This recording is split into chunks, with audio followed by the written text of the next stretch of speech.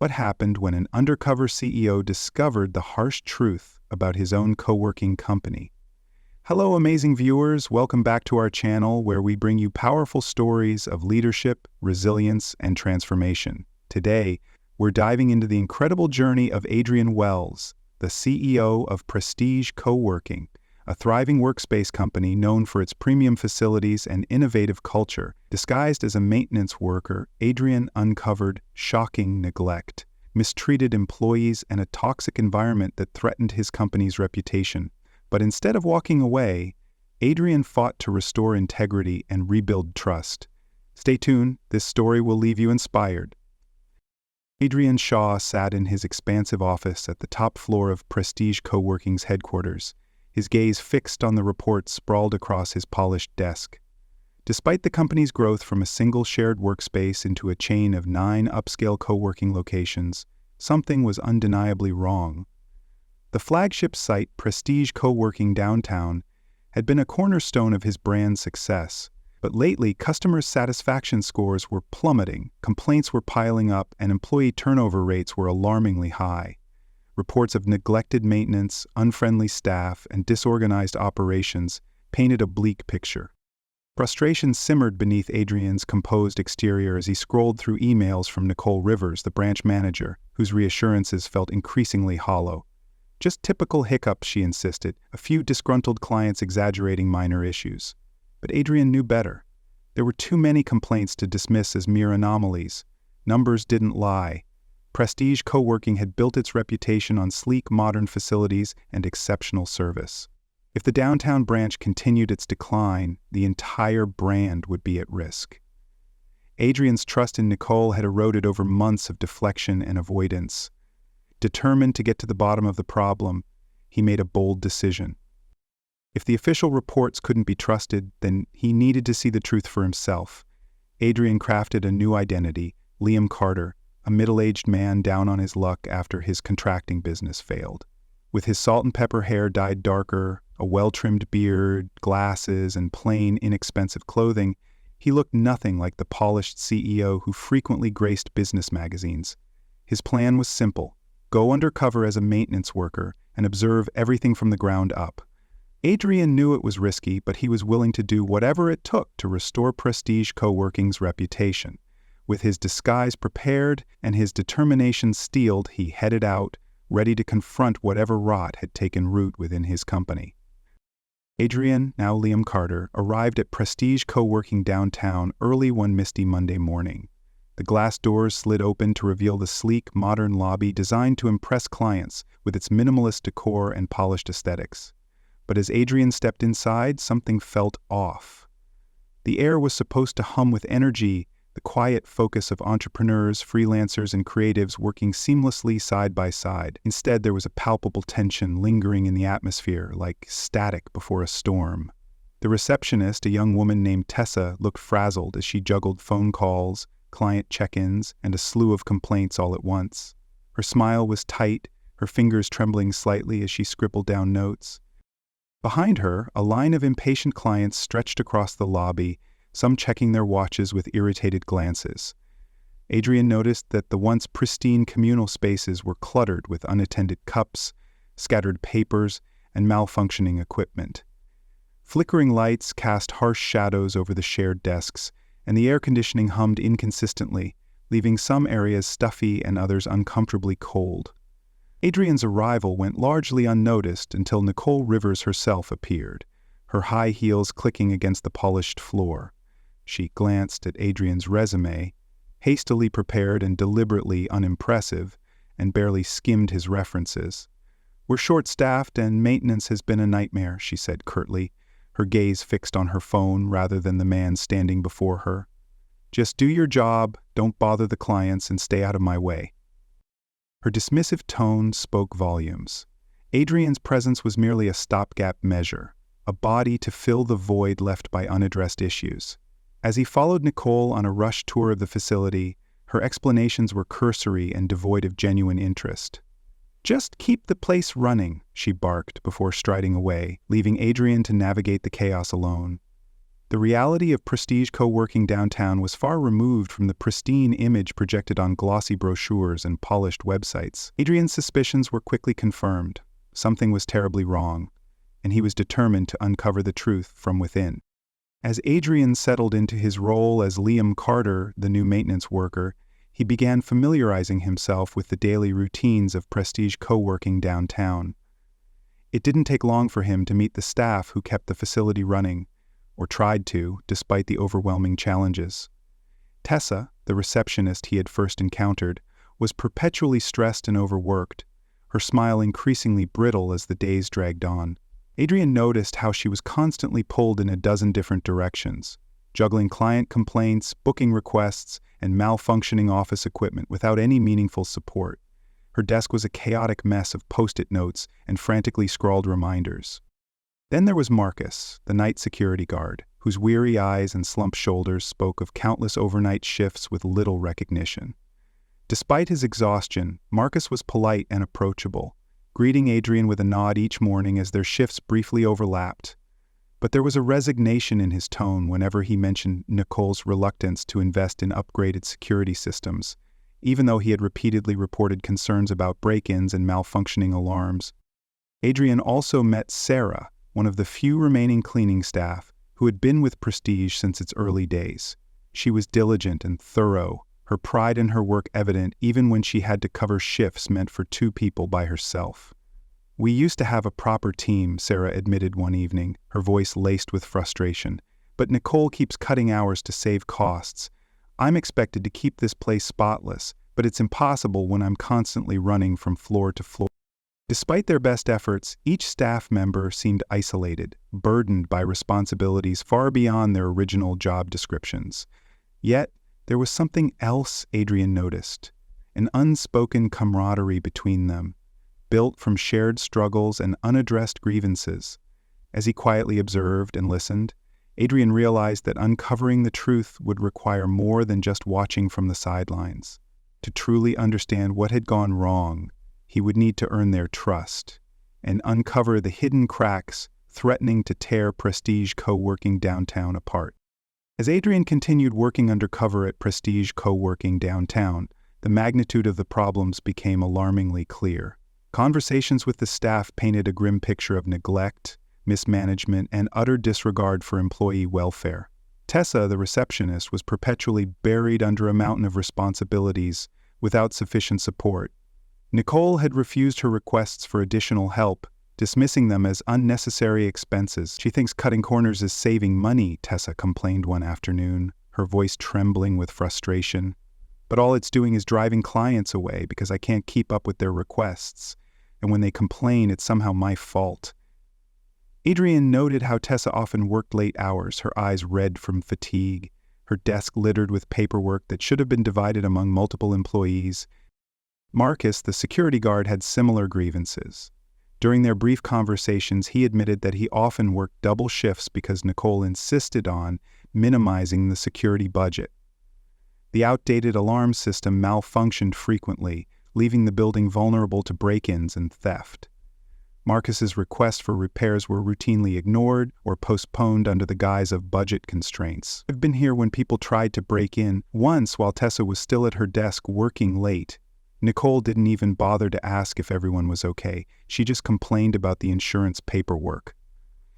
Marcus's resentment was palpable, his once dedicated demeanor now tainted by bitterness and distrust. Sarah, the cleaning staff veteran, revealed that her hours had been slashed repeatedly, forcing her to work twice as hard to cover the same workload. "She's got this place running on fumes," Sarah explained bitterly, scrubbing at a stain on the break room counter. "Every time I ask for new supplies or more help, I get the same speech about budget efficiency. But all she's doing is making my job impossible. This place used to be spotless, now I can barely keep it clean between shifts." The most troubling aspect, however, was how isolated the employees felt from one another. Nicole's dismissive leadership style had created a toxic culture of fear and distrust. Employees avoided voicing their concerns for fear of retaliation, while Nicole's obsession with minimizing costs had driven away both talent and morale. Adrian's frustration grew as he pieced together the extent of the neglect. Prestige co-working downtown was failing not because of a lack of potential, but because its leadership had sacrificed quality and well-being for short-term financial gain. Adrian's daily shifts at Prestige co-working downtown quickly revealed how deeply neglect and strain had permeated every aspect of the workspace. As he continued to work alongside the employees, he noticed the physical signs of decay and disorganization that had become the new normal. Floors remained dirty far longer than they should have, the bathrooms were often unsanitary, and the break room was in a constant state of disarray. Sarah, the cleaning staff veteran, did her best to keep things presentable, but her reduced hours made it impossible to maintain the standard of cleanliness that the company's reputation had been built on. Adrian watched her scrub floors with tired arms, her expression tight with exhaustion, as she muttered about the endless workload and Nicole's disregard for her requests for additional help. Marcus, the security guard, wore a weary expression whenever Adrian passed by his post. His double shifts had become so routine that he often looked like a shadow of himself, dark circles permanently etched beneath his eyes. He would pace the building during his rounds, grumbling about the malfunctioning alarm system that Nicole continued to ignore despite repeated incidents. One particularly tense evening, Adrian watched Marcus struggle to stay awake during a late shift, his shoulders drooping as he leaned against the front desk, eyes drooping dangerously. It was a stark contrast to the polished, efficient environment Prestige co-working was supposed to represent. The receptionist, Tessa, was no better off. Adrian noticed how her demeanor had shifted from polite professionalism to barely contained irritation. She juggled phone calls, client complaints, and administrative work with little support from Nicole or anyone else. When Adrian offered to help her organize files one afternoon, she gave him a grateful but exasperated smile. "Everything's a mess because Nicole won't approve the hiring of a part-time assistant," Tessa explained. "I'm stretched so thin I'm practically breaking." Beyond the immediate staff, Adrian also observed the ripple effects of Nicole's negligence on the clients using the co-working space. Rooms were double booked, equipment went unrepaired for weeks, and clients often left frustrated after waiting far too long for simple requests to be fulfilled. The energy within the building felt oppressive, a palpable heaviness that only grew more suffocating the longer Adrian remained undercover. What should have been a space of collaboration and creativity had become a monument to disillusionment and poor leadership. The harsh reality of Prestige co-working downtown became undeniable as Adrian continued to immerse himself in the daily operations. What initially appeared to be minor inefficiencies were actually symptoms of a larger, deeply rooted problem. Nicole's outright negligence and disregard for her employees' well-being, the lack of proper staffing, inadequate maintenance, and total absence of accountability had left the facility in a state of constant strain. Adrian's conversations with the employees painted a grim picture. Sarah confessed through clenched teeth that she had repeatedly asked for more hours, or even a part-time assistant to help her maintain the workspace. But Nicole's response was always the same: just make it work. The cleaning supplies were often cheap or expired, forcing Sarah to improvise just to get the most basic tasks done. Marcus's frustration was equally evident. The malfunctioning alarm system that should have been fixed months ago remained broken, leaving him to shoulder the blame whenever security breaches occurred. "She thinks I'm making excuses, but if someone breaks in here, it's on me," he muttered one night, his voice hoarse from lack of sleep. The irony wasn't lost on Adrienne. Nicole was supposed to ensure that employees like Marcus had the tools they needed to do their jobs effectively, but instead, she chose to ignore their pleas for support. Tessa, meanwhile, was practically drowning under her workload. Nicole's refusal to approve hiring additional help meant that the receptionist was expected to do the job of 3 people. On more than one occasion, Adrian watched her wipe tears from her eyes during her lunch break, her frustration simmering just beneath the surface. "I love what I do," she admitted one afternoon, her voice thick with exhaustion, "but this place is sucking the life out of me." The longer Adrian remained undercover, the clearer it became that the co-working space's dysfunction was a direct result of Nicole's apathetic management. The harsh reality was that Prestige co-working downtown wasn't failing because of the employees' efforts. It was failing because leadership had abandoned them entirely. Adrian had reached his breaking point. The neglect and mistreatment he had witnessed were too blatant to ignore. Determined to confront the root of the problem, Adrian made his way to Nicole's office one afternoon, his posture straight, his expression unwavering. Nicole was seated behind her sleek, oversized desk, her eyes fixed on her computer screen, barely acknowledging Adrian's presence when he knocked. "What is it, Andy?" she snapped, her voice sharp and impatient. "I'm busy." Adrian stepped forward, his voice calm but firm. "We need to talk about how you're running this place." Nicole's gaze flickered toward him, irritation clouding her expression. "Excuse me?" Adrian didn't back down. "I've been working here for weeks now. I've seen the way you dismiss employees' concerns, the way you pile on work without support, and the way you undermine the very people keeping this place running." Nicole scoffed, her lips curling into a bitter smile. "You've been here for weeks and you think you understand how to manage a business? You're just a maintenance worker. Stay in your lane." Adrian took a breath, his eyes locking onto hers. "I'm more than just a maintenance worker. I'm the CEO of Prestige Co-working." For a moment, silence filled the office, the weight of Adrian's revelation settling heavily between them. Nicole's eyes widened, her face pale as realization dawned. You're joking." Adrian shook his head, his voice like steel. "I went undercover to see what was really happening here, and what I've seen is unacceptable. You've ignored employee concerns, allowed the facility to deteriorate, and created a work environment so toxic that people are either burnt out or ready to walk away." Nicole's defensive posture melted into unease.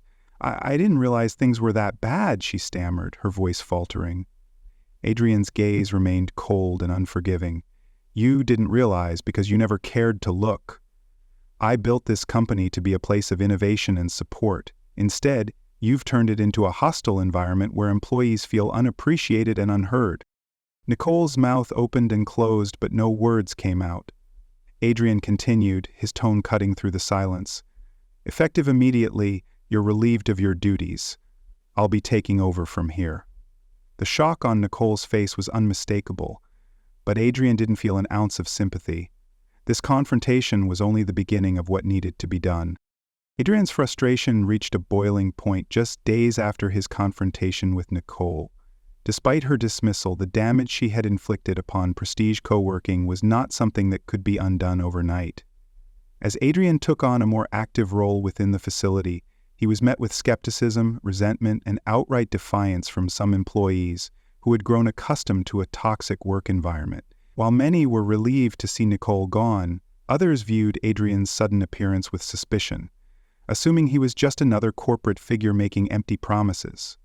Adrian poured his efforts into restoring order, addressing complaints, and implementing immediate changes. However, the underlying bitterness that had festered under Nicole's leadership proved more resilient than he anticipated. Tensions peaked when an exhausted employee named Lisa broke down in tears during a team meeting. Overworked and unappreciated, Lisa admitted that she had been handling the workload of 2 people for months, her requests for help ignored or dismissed by Nicole. The pressure had finally broken her. Adrian felt a knot of guilt tighten in his chest as he listened to her tearful confession. It wasn't just Lisa. Others echoed her complaints, sharing stories of burnout, neglected maintenance requests, and a general sense of being undervalued. The more Adrian heard, the clearer it became that Nicole's negligence had affected nearly every aspect of the workspace. Later that evening, Adrian found himself alone in one of the private conference rooms, staring out over the city skyline. The magnitude of what he needed to fix felt overwhelming. Prestige Co-working was meant to be a place where creativity thrived, where professionals could collaborate and innovate without obstruction. Instead, it had become a battleground of resentment and exhaustion. Adrian realized he couldn't fix everything overnight, but he also knew he couldn't afford to wait any longer. The breaking point had arrived, and it was time to make real, lasting changes before everything crumbled beyond repair. Adrian's breaking point marked the beginning of his bold, immediate action. He arrived at Prestige Co-working early the next morning, determined to face the situation head-on. As employees trickled in, their eyes widened in surprise to see Adrian already there, dressed casually, sleeves rolled up, and clipboard in hand.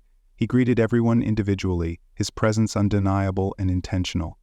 By mid-morning, he called for a company-wide meeting, The common area, usually abuzz with chatter and keystrokes, fell silent as Adrian stood before them, his posture both commanding and approachable. "I haven't been honest with you," Adrian began, his voice steady. "My name isn't Ethan Ford. My real name is Adrian Stone, and I am the founder and CEO of Prestige Co-working." Gasps rippled through the crowd, some shocked, others skeptical. Adrian pressed on. "I went undercover because I needed to see what was happening here with my own eyes. And what I've seen, what all of you have experienced, has been unacceptable." He acknowledged the toxic leadership of Nicole, admitting his own failures for allowing such negligence to persist unchecked. "I trusted the wrong people to lead, and that's on me," he confessed, his tone genuinely apologetic. "But now, I'm here to make things right." He outlined his plan with clarity and urgency. Nicole was officially dismissed from her position, effective immediately. In her place, Adrian promoted Lisa, the dedicated employee who had been running herself ragged to keep things afloat. "Lisa has been doing the work of multiple people without recognition or support. That changes now," Adrian announced firmly. "She will be the new operations manager with the authority to make necessary improvements and address concerns directly." Adrian's commitment didn't stop there. He implemented an anonymous feedback system to encourage open communication, promising that concerns would be addressed promptly and without retaliation. He also introduced a revised maintenance schedule to ensure cleanliness and functionality throughout the workspace. Additionally, Adrian vowed to increase staffing and provide better training for new hires to reduce employee burnout. The announcement was met with cautious optimism, but Adrian could see a flicker of hope beginning to spark within the crowd. He ended the meeting by inviting everyone to approach him directly with their ideas and concerns. "This place was built to help people thrive. That starts now," Adrian concluded, his voice carrying both authority and sincerity. The battle wasn't over, but Adrian was finally fighting for the right cause, alongside the people who needed him most. Rebuilding trust was Adrian's top priority, and he approached it with relentless dedication. Instead of retreating to his corporate office, he made Prestige Co-working his daily workspace. Adrian showed up early, stayed late, and made himself accessible to everyone. He didn't just oversee improvements, he rolled up his sleeves and actively participated in the cleanup and reorganization efforts. When the maintenance crew struggled to replace the malfunctioning air conditioning unit, Adrian assisted them, carrying equipment and wiping sweat from his brow alongside them. Employees noticed his hands-on approach and gradually began to see him as more than just an executive, issuing orders from a distance. Adrian also initiated weekly meetings where staff were encouraged to share their experiences, frustrations, and ideas. Instead of dismissing concerns or offering vague reassurances, Adrian took immediate steps to address problems. Broken equipment was repaired or replaced, the cleaning schedule was adjusted to ensure a consistently pristine environment, and Nicole's unrealistic workload expectations were replaced with a fair distribution of responsibility. Employees were offered training sessions to help them develop their skills, and Adrian established mentorship programs to encourage growth and collaboration. Lisa, the newly promoted operations manager, thrived under Adrian's supportive leadership. She implemented her own initiatives to boost employee morale, organizing team-building activities and improving communication between departments. Her dedication, combined with Adrian's ongoing presence and engagement, fostered a gradual but noticeable shift in workplace culture. The employees who had once been wary and distrustful began to feel valued and heard. Adrian's openness also made a difference. He shared his own journey of building the company from the ground up, admitting that he had lost sight of his original vision in his pursuit of expansion. This place was meant to inspire people to create, collaborate, and thrive, he told them. It's time we return to that vision. By showing humility, authenticity, and consistent follow-through, Adrian steadily earned back the trust of his employees. The wounds of the past were healing, replaced by a renewed sense of unity and purpose. Over the following months, Adrian's dedication to rebuilding Prestige Co-working proved to be more than a fleeting effort. His reforms went beyond simple fixes, establishing long-term changes aimed at creating a supportive, innovative, and welcoming environment. Employee wellness became a core priority, with Adrian implementing flexible work schedules, improved benefits, and mental health resources. He also introduced professional development programs, encouraging staff members to expand their skills and explore new areas of growth. Lisa excelled in her new role as operations manager, implementing efficient systems for managing resources, scheduling, and maintenance. The mentorship programs she spearheaded not only enhanced productivity but also cultivated a culture of learning and collaboration. Under her guidance, employees who had once felt overlooked and underappreciated now thrived, their creativity and dedication flourishing under proper leadership. Client satisfaction soared as Prestige Co-working regained its reputation for quality service and professionalism. Adrian also strengthened communication channels, allowing employees to voice concerns or offer suggestions without fear of dismissal. His ongoing presence and transparency inspired others to embrace the company's renewed vision. Revenue increased steadily as more clients chose Prestige Co-working for its supportive atmosphere and streamlined operations. The company grew not just in size, but in strength and integrity.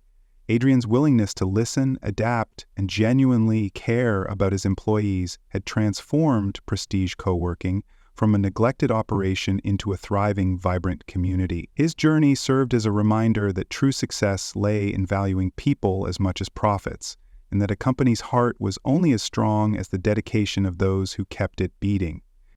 The story of Adrian's transformation of Prestige Co-working teaches a powerful lesson about leadership and accountability. Adrian discovered that true success requires more than profits. It demands genuine care for the people who drive the company forward. By going undercover, he learned the importance of listening, taking action, and creating an environment where employees feel valued and empowered. His willingness to address issues directly and implement meaningful changes proved that empathy, integrity, and collaboration are essential for long-term growth. Ultimately, Adrian's journey highlights that a company's strength lies in the well-being and dedication of its people.